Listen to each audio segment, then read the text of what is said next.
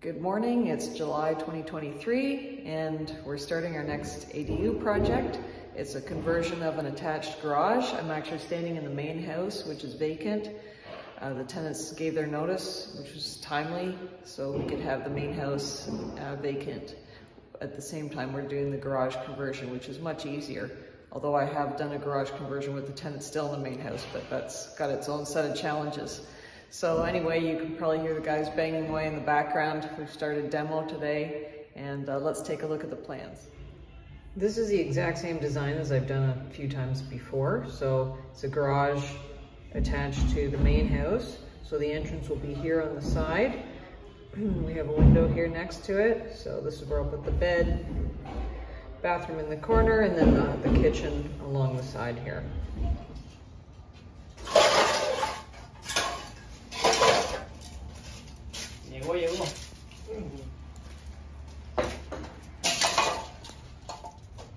One of the things I just discovered is the sink on the other side of this garage wall is supposed to line up with that window, and it doesn't. And so I either have to move this window, which I don't really want to do because it's going to cause more stucco repair on the outside, because now I have to reconsider the plumbing from the inside. So I just met with the inspector this morning for the first inspection, and so ridiculous actually what they make us do. It's not really a conversion of existing space. It's more like, you know, start from scratch, tie everything in. But anyway, we got the first inspection passed, and now we're gonna just fill up these trenches with dirt and move on to the next step. I hate to even show this because this is so ridiculous, but we are just having to redo the entire slab. So they're just setting it up here, but it had something to do with the height of the floor. Wasn't going to make sense to pour over the existing, so it's just easier to make it all flush and re-pour it from scratch. So obviously really excessive, but has to be done. So we have all the cement poured now, so everything's covered in. All the rough inspections have passed, and now we're starting the framing.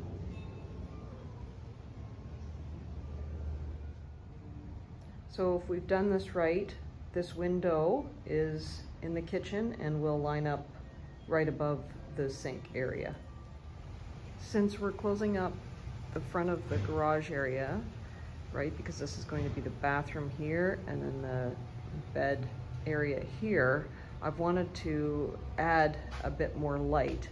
So we have this nice big window here right beside the main entrance door that's going to allow some light in, and it's not going to be in the way of placing any furniture since the bed is going to be on this wall here.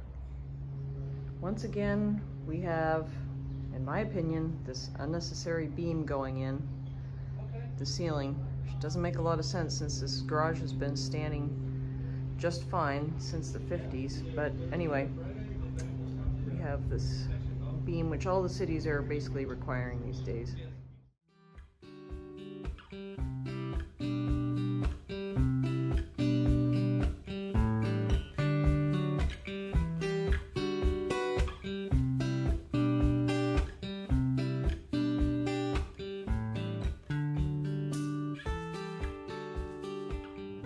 Our inspection today is for hot mop. So they fill the bottom of the shower with water to make sure it's not leaking. So we're just waiting for the inspector.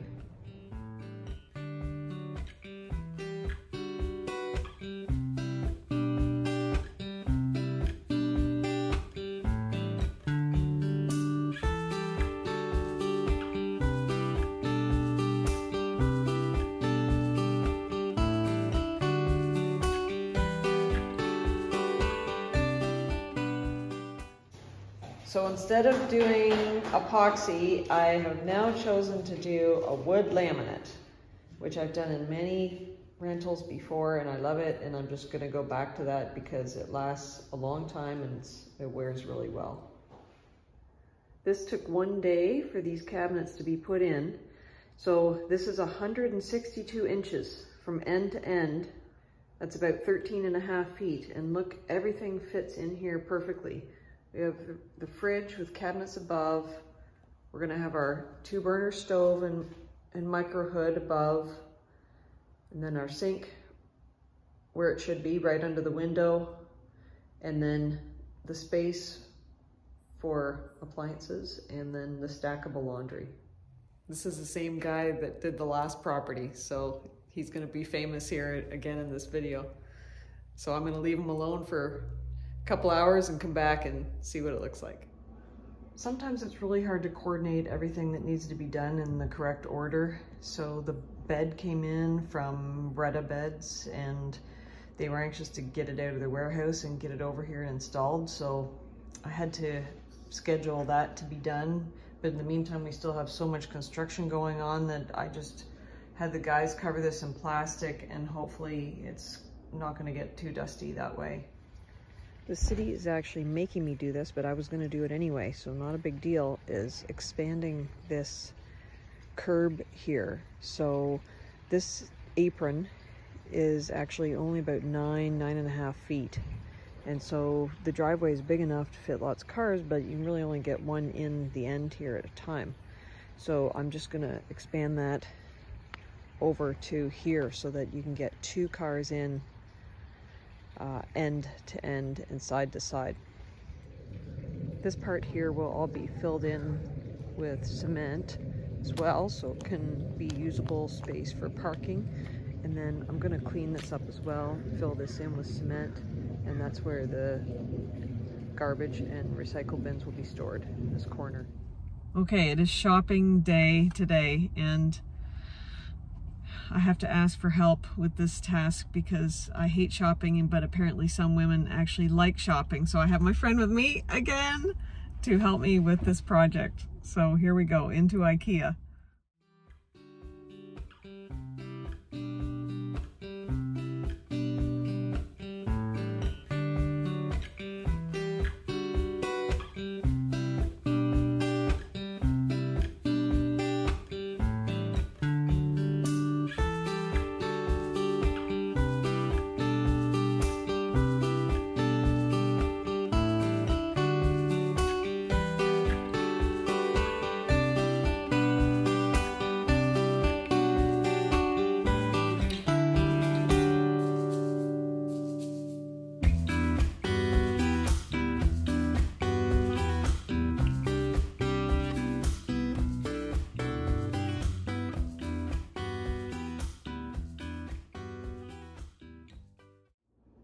One important thing to remember is when you're actually designing the kitchen is make sure you have the width to fit the appliances that you want and still have enough counter space to do your cooking and preparing of food. Definitely my new favorite toy is this all-in-one. It's called an air fryer. I just got it at Costco today, 139 bucks on sale. But it actually does everything. So you can see, you can do a roast in here, pizza, bake, toast, bagel, everything. Really easy to use. This is the on and off. You just turn the dial to set whatever setting you want. It just acts as a little mini oven, really. And then the best part is, it looks like it takes up a lot of counter space, but you can actually just tilt it up right out of the way when you're finished. The distance here between the countertop and the bottom of that upper cabinet is 20 inches. But I also have an air fryer that fits in a space that's 16 inches. So as long as you have 16-inch clearance, this appliance will fit.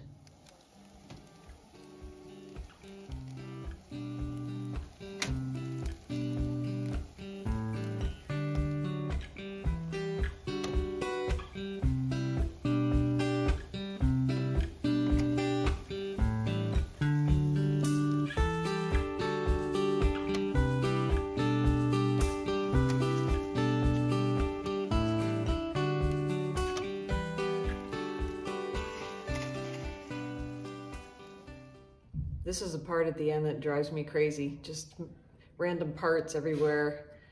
Parts I don't even know if they belong anywhere, and just kind of a messy job site. But anyway, we're almost at the end, so we're trying to get cleaned up today. So today's Thursday, and I already had the driveway demoed. And then I checked the weather forecast, and it's supposed to rain 4 days next week, starting on Tuesday. So now I'm scrambling to try to get these guys to level and get the concrete poured, hopefully by Saturday and Monday, and in time to be done in time for the rains on Tuesday. So hopefully we don't have a total mud bath out here. It's Tuesday morning at 9 a.m. The driveway somehow got done and it's okay to walk on, and I just felt the first drop of rain. So all in all, it took 6 months from the day we broke ground to today, which is the day I have professional pictures being taken of the unit. And construction actually takes just a little over 5 months, but there's always a bit at the end that has to be done, cleaning, the details, just the furnishings, going shopping, getting everything set up at the end, putting the furniture together. So 6 months from start to finish.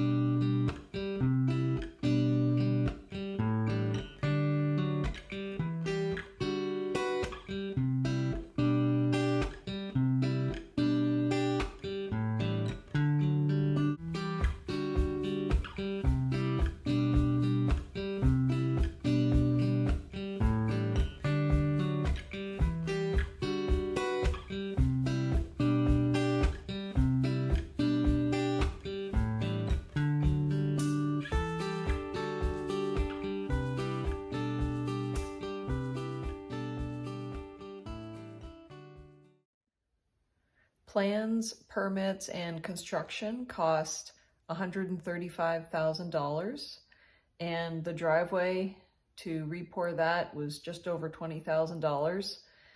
So I ended up doing a little bit of pre-marketing just through social media and my network, just to see if anybody was interested in this month-to-month furnished rental.